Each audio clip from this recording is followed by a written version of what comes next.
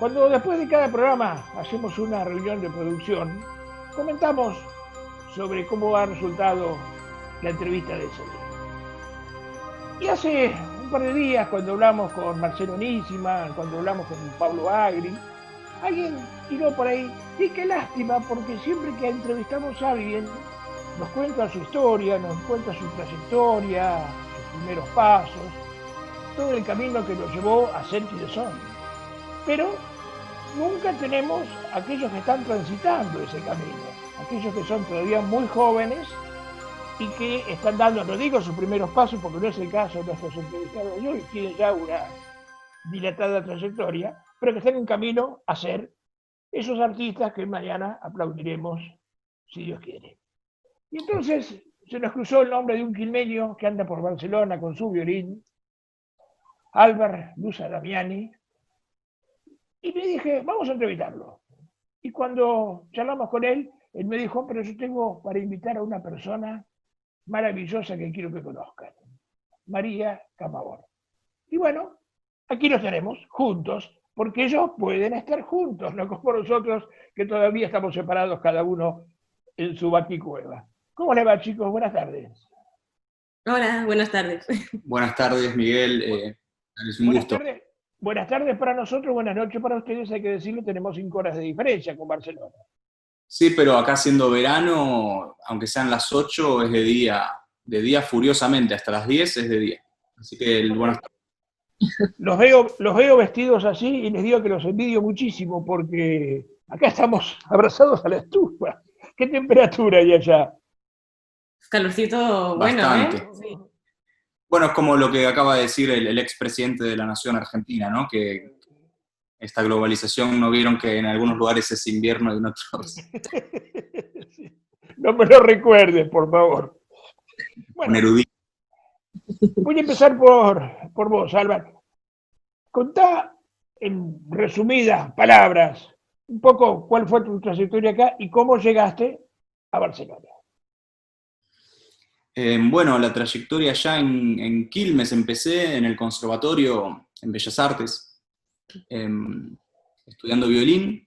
Empecé bastante de grande, a los 17, venía tocando la guitarra desde 3 años antes, en esa ciudad que nos vio nacer. También empecé con mis primeros proyectos, tuve bandas de rock como Va de Retro, y los primeros discos, los primeros conciertos, y después pasé por otros grupos, por Nábole Feia, por Bubu, ya también en la ciudad de Buenos Aires. En los últimos tiempos estaba mucho más tocando en la capital que en Quilmes. Y bueno, cuando cerré algunos ciclos, que terminé los discos de estos 2 proyectos y terminé el conservatorio, paralelamente a esto venía tocando en orquestas también, venía trabajando en la Orquesta Sinfónica Municipal de Florencio Varela, también era profesor en las orquestas de Bicentenario, en una orquesta en El Pato, Verazategui. Pero habiendo cerrado estos ciclos de ciertos discos, que son como la culminación de un proceso, ¿no? Y habiendo cerrado mi carrera en Bellas Artes y tal, vi la opción de venir a Barcelona, que es una ciudad en la que viví cuando era pequeño, cuando tenía 11 años.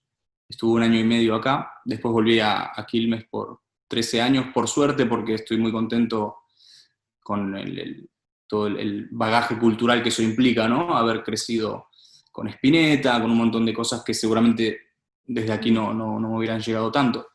Entonces decidí volver a esta ciudad que ya era muy importante para mí en mi formación, y llegado aquí conseguí una beca para estudiar composición en el Conservatorio Superior de Música del Liceu de Barcelona, que es una institución que ya tiene como 170 y pico años de historia. Estudió mucha gente importante como Montserrat Caballé, por ejemplo. Y claro, es un conservatorio privado, igualmente para mí era muy caro.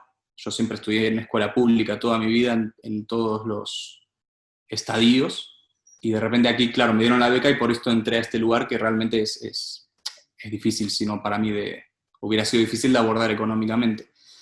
Y en eso ya hice los primeros 3 años de la carrera, me falta 1, y en el medio viviendo acá, haciendo proyectos, salieron cosas que nunca me hubiera imaginado.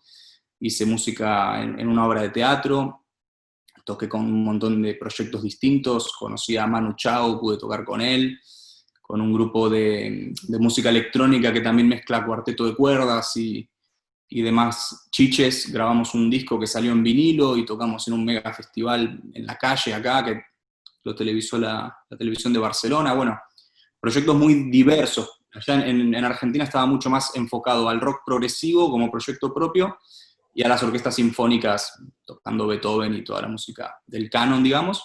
Y aquí de repente me abrí más a la música electrónica, he tocado con músicos de reggae, obra de teatro, y el caso de María, que nos conocimos en el conservatorio y empezamos un dúo que estamos todavía formando, todavía no lo hemos estrenado.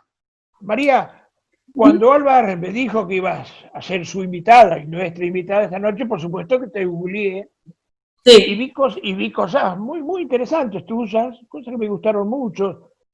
Un montón de proyectos también, un montón de dúos, algunas imágenes que en este momento estamos poniendo al aire, como para que las imágenes muy lindas de unos dúos. Contame un poco cómo fue esta trayectoria, porque entiendo que has actuado, no sé, en Varsovia, en México, en San Petersburgo, te has movido mucho. A nivel de conciertos, al final, no de una manera súper frecuente, pero la verdad es que he acabado conociendo bastantes países. Yo empecé en Barcelona, vengo de una ciudad que está 2 horas al sur, más cerca de la región de Valencia, y vine aquí a Barcelona, en principio a hacer guitarra clásica. Lo que pasa es que me di cuenta que la carrera enfoca mucho hacia instrumento solista. Y yo, si algo tenía claro, era que no quería tocar sola en el escenario, es algo que nunca me ha llamado mucho la atención.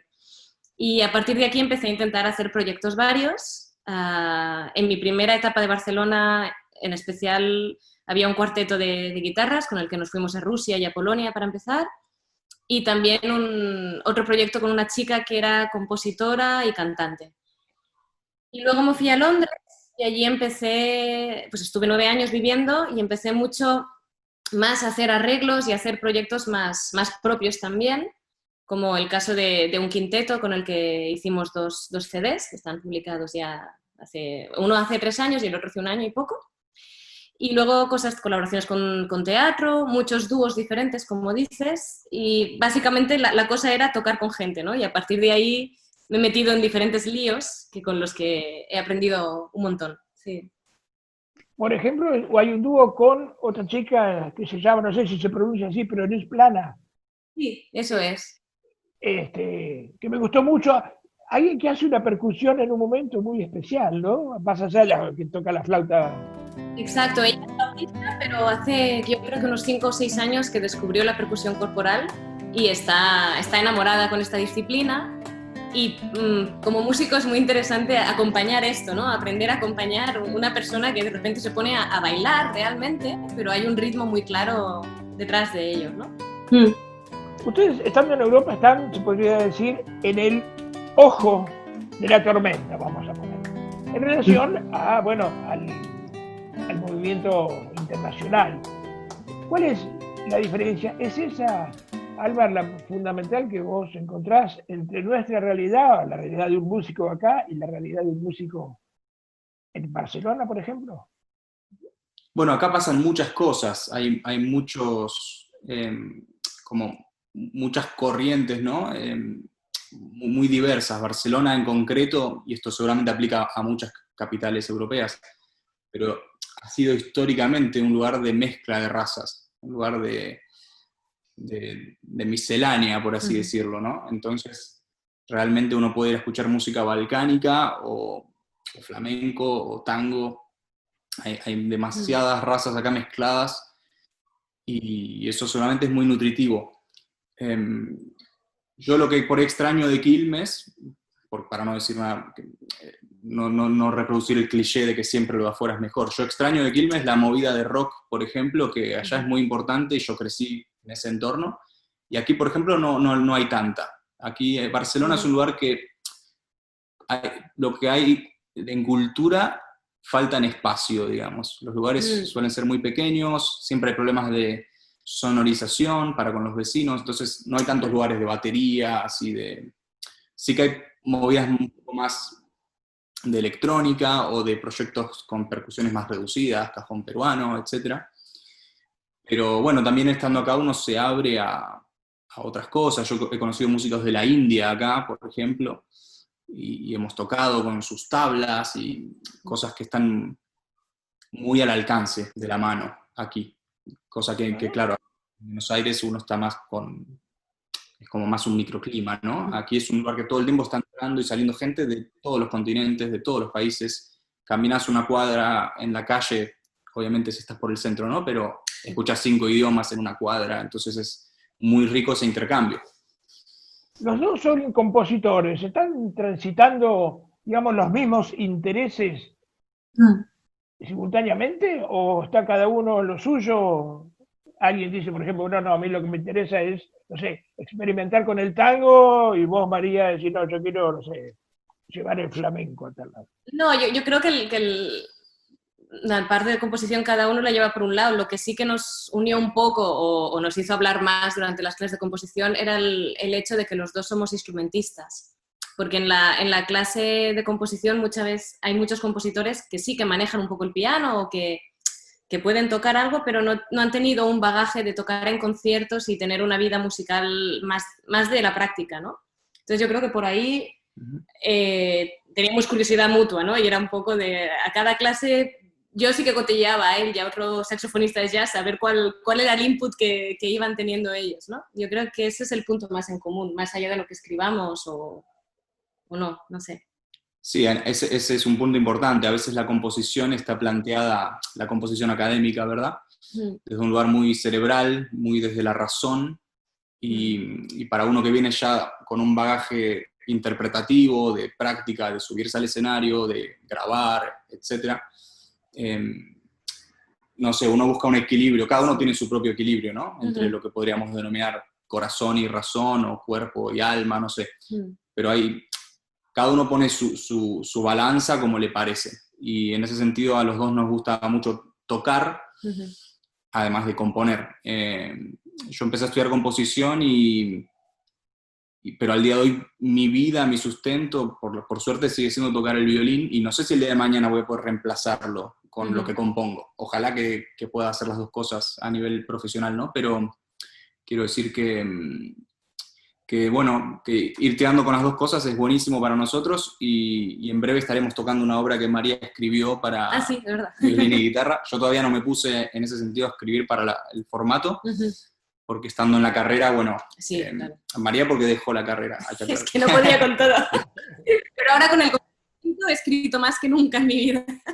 Claro, hay mucho tiempo. Yo los veo los dos ahí muy sentaditos hablando de tocar, pero ¿tienen un instrumento a mano o no? Sí, los tenemos dos. ¿No nos van a regalar nada? ¿Los podemos Y invitar? podríamos probar un tema que venimos preparando de Egberto Gismonti. Alberto Gimonti, alguien que, hay que decirlo, ha hecho pocos aportes a la música, ¿no es cierto? Un fenómeno. Yo desde la época de Bellas Artes de Quilmes que empecé a tocar algunas de sus piezas, y para mí es un músico impresionante que, por desgracia, aquí en Europa no es tan conocido como en Argentina, ni en el ámbito del jazz ni de la música, llamémosle académica. Me he encontrado con demasiada gente que lo conozca. Entonces, también un poco mi idea es traerlo porque es un musicazo. Hace unos años, con un entrañable amigo que vos seguramente lo conocés como ex alumno de la EMA, con Claudio Mangifesta, lo habrás tenido en psicología, supongo, o no, pero lo debes conocer. Escritor, lo conozco de nombre. Claro. Fuimos casualmente a verlo al Ateneo, a Gimonti, y realmente fueron, no sé, 2 horas de actuación en la cual yo decía, no sé por qué nos cobraron la entrada, toda la entrada, si usamos solamente la punta de la butaca, porque estábamos, ¿viste?, tratando de acercarnos. Bueno, les escuchamos, ¿sí?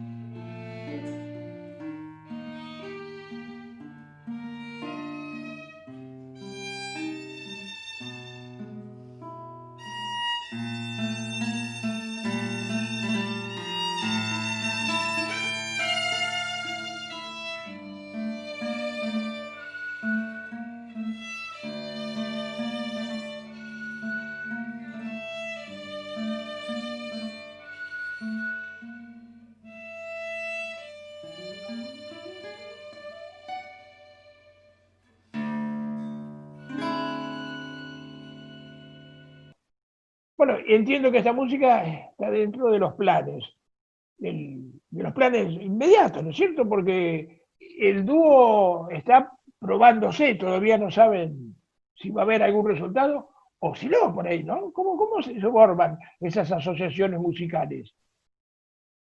¿Son por la buena onda? ¿Por los intereses en común? ¿Cómo es la cosa?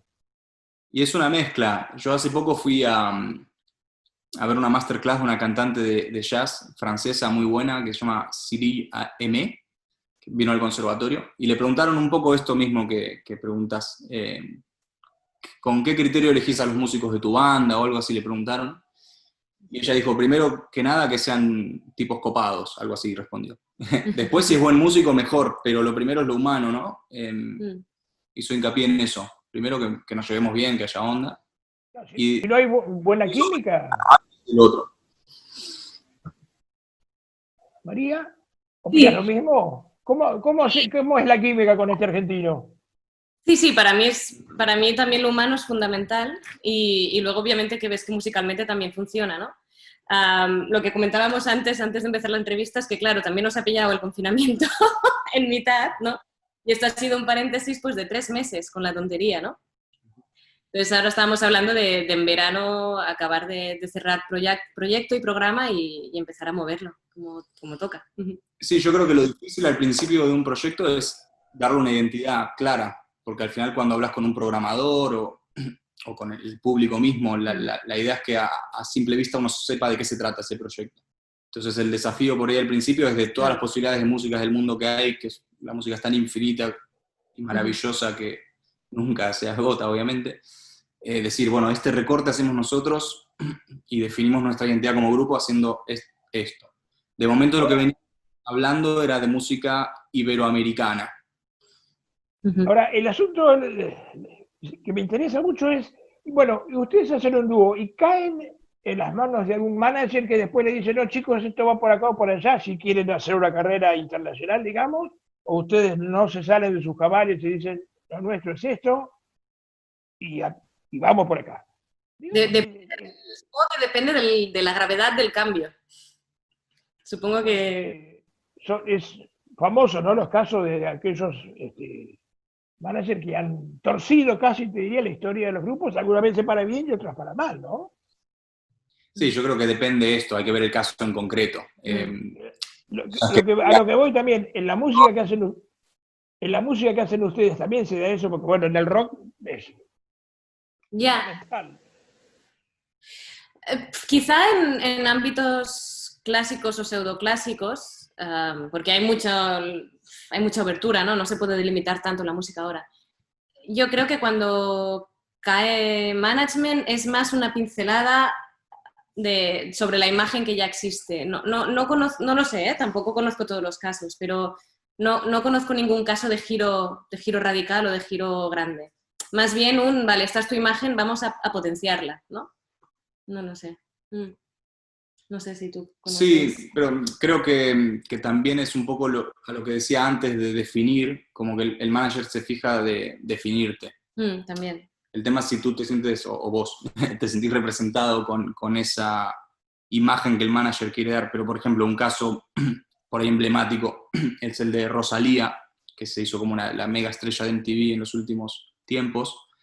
Y yo conocí y fui amigo de un músico que tocaba con ella antes de ser mega conocida. Tenía un grupo de flamenco. Y claro, por ahí era un flamenco más tradicional. Y la agarró un manager y la llevó a un lugar más entre las fronteras del flamenco y el pop, sobre todo a nivel estético. Y después, qué sé yo, seguramente Rosalía estará contenta con haber hecho la carrera que hizo. Pero, como dice María, una materia prima sobre la cual el manager le pone la impronta comercial, por así decirlo. Yo estaba viendo los maestros, los músicos con los que se formó María, y hay algunos que son, está el croata... ¿Zoran Dukic? Exactamente, que es un monstruo. Es un monstruo. Sí, yo no sé, igual es pecado mío que no escucho mucho guitarra clásica ya, por cosas de la vida, pero a este hombre lo sigo admirando muchísimo. Sí, sí. Y tenés también una formación jazzística, ¿no? O por lo menos tuviste... No, tuve un par de años que estuve tocando con un guitarrista de jazz y sí, el formato era... Ah, bueno, o es Liber Ensemble, no sé cuál de las dos dirás, no sé. No, yo no te vi a vos, sino que estaba leyendo sobre John Parencelli, que sé que fue... Sí, sí, John Barricelli fue también profesor mío. Esto fue en Londres, que en teoría el máster que estaba haciendo era de interpretación también, pero allí el plan de estudios es bastante abierto. Entonces yo di una propuesta de partir mis horas de clásico y un tercio fueron para John Parricelli, o sea, de clásico poco, y otro tercio fueron para un pianista que se dedica a la improvisación clásica. Entonces, por ahí tuve una formación muy, muy amplia. Fue un regalo esto, sí.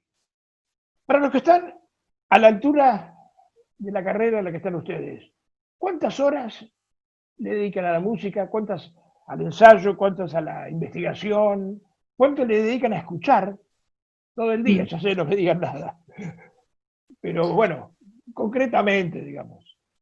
No, muchas, también son años ya, ¿no? Yo empecé a estudiar música hace como 14 o 15 años y no paré ni uno hasta ahora. Y no sé si tendré el ímpetu de parar, por así decirlo, pero el problema con estas carreras yo creo que se mezcla el hobby con el trabajo, las fronteras son muy difusas, porque venís de trabajar y llegas a tu casa y tu hobby es ese mismo trabajo.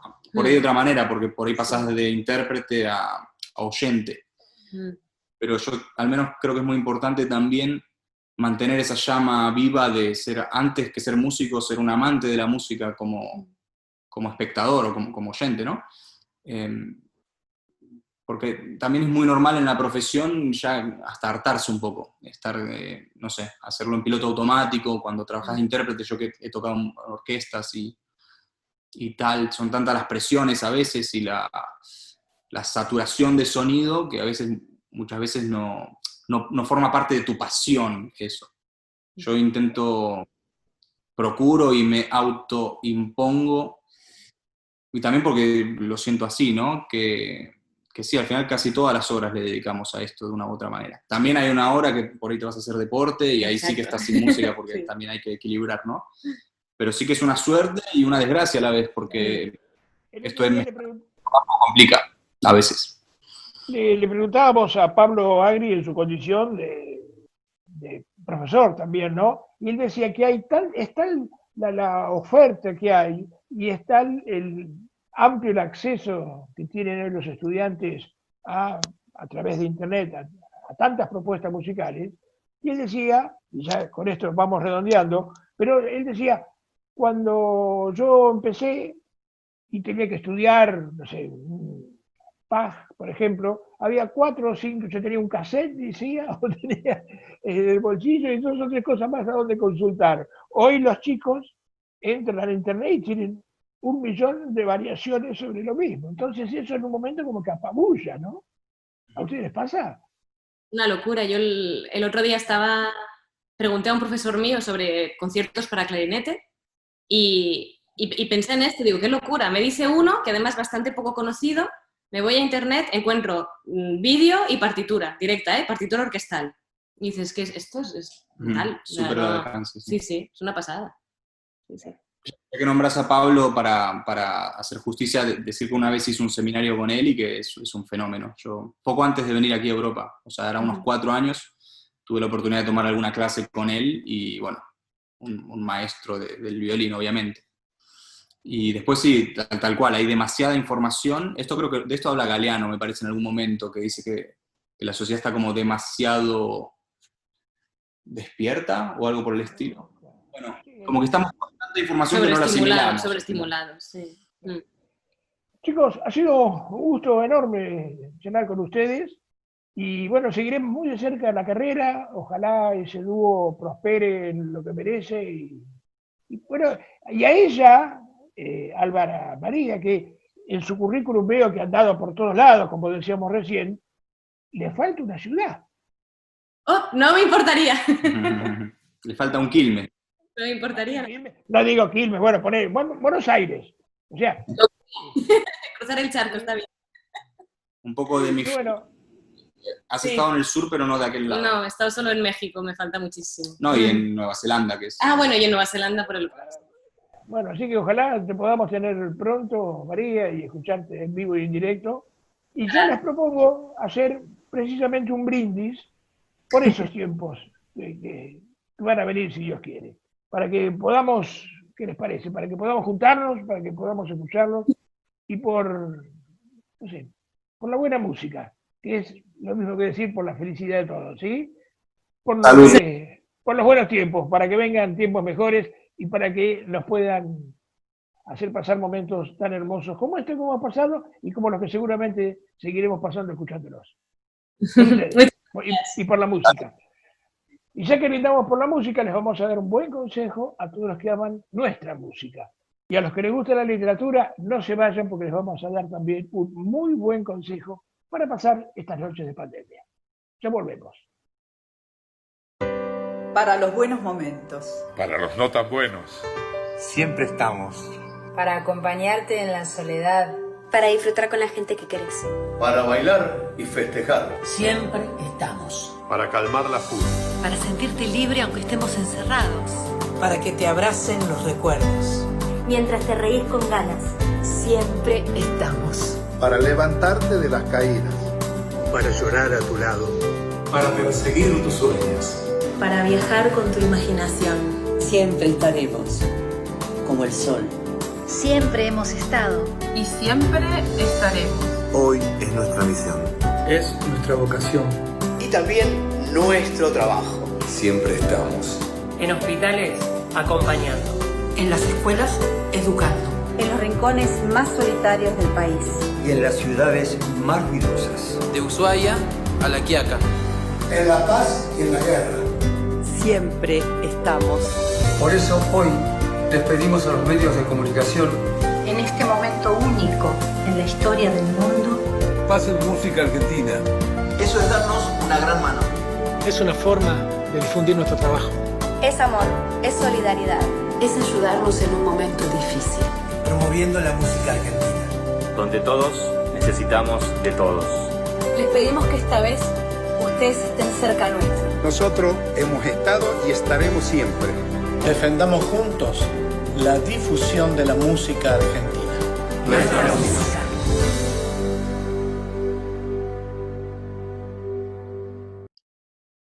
Si hablamos de la música del siglo XX, no podemos dejar de hablar naturalmente del jazz y de sus nombres emblemáticos. Por ejemplo, y entre otros muchos, Louis Armstrong, Duke Ellington, Charlie Parker, Joe Coltrane y Mike Davis, naturalmente. Davis, este prodigioso trompetista que había nacido el 26 de mayo de 1926 y que murió en Santa Mónica el 28 de septiembre del 91. Alguien que llevó los límites un poco más allá todavía de esta fenomenal música que atraviesa nuestros mejores años. El libro que les voy a recomendar esta noche se llama precisamente Davis, la autobiografía, y son notas tomadas por Quincy Trout.